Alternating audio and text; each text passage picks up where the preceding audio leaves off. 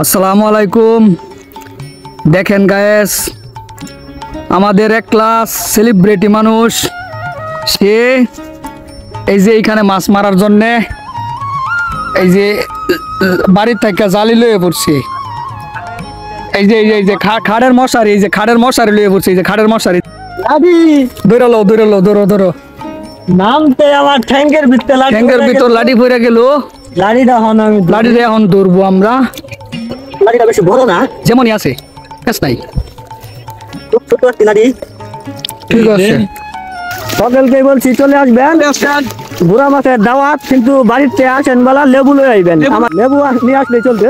কালকে শাশুড়িরা দাওয়াত করে ইয়া খাওয়াইছি, লাঠি মাছের বস্তা। আচ্ছা, গুড়া মাছ দিয়ে তরকারি ভাত করা হইব।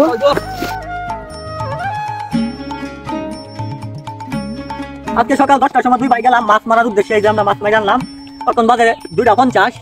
এত সময়ের ভিতরে আমরা এই মাছ মারিছি 2 ভাই, খুব ভালো লাগছে। পানি লাঠি মাছ, এই যে গুড়া মাছ, এই লাঠি মাছ আমরা বস্তা খাইয়াম।